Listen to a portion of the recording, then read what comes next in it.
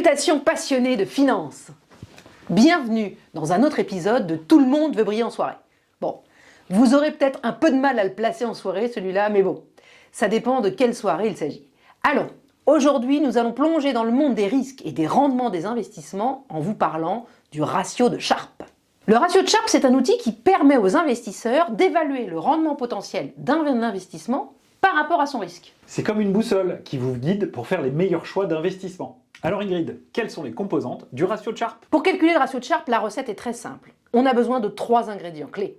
Le premier, c'est le rendement attendu de l'investissement. En gros, combien on espère gagner avec cet investissement. Le deuxième, c'est le taux sans risque.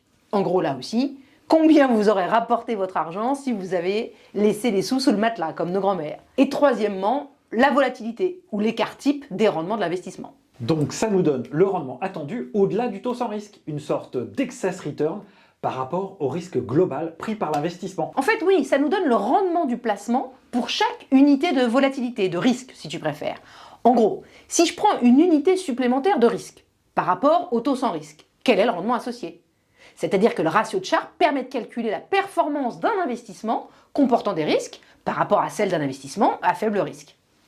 Plus le ratio de Sharpe est élevé, du coup, meilleur est le rendement, ajusté au risque d'investissement.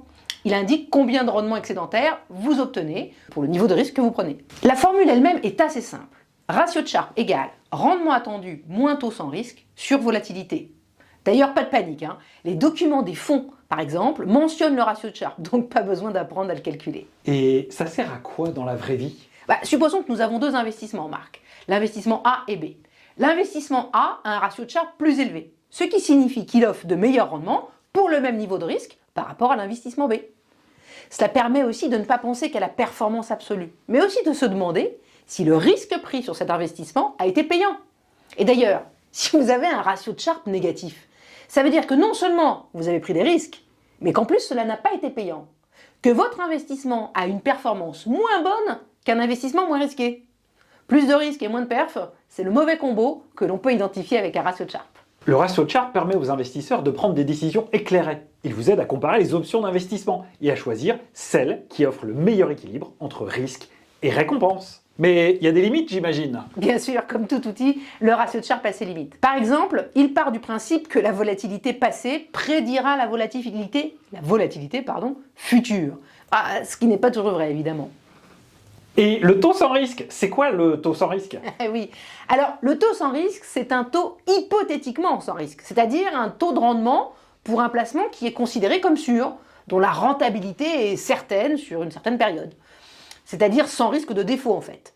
En France par exemple, c'est le taux d'intérêt des OAT, donc obligations assimilables du Trésor, émises par l'État français, qui sert de référence. Bah oui, l'État français, c'est sans risque, bien sûr. J'ai dit hypothétiquement sans risque. Et voilà, le ratio de Sharpe, votre boussole dans le monde de l'investissement. C'est une mesure précieuse pour quiconque souhaite prendre des décisions d'investissement judicieuses. Merci de nous avoir rejoints dans cet épisode de Tout le monde veut briller en soirée. Salutations et à la prochaine soirée alors. Ingrid, tu sais qui a fait le ratio de Sharpe? Tu veux dire le Sharpe du ratio? Le Sharpe du ratio. Non, je sais pas. William Sharpe, Ah oui. professeur à Stanford et prix Nobel d'économie. Il est mort, non? C'est pour les soirées, hein. Ah d'accord. Voilà. Il est toujours vivant? Non, il est vivant. Bon, ok. À bientôt! À bientôt.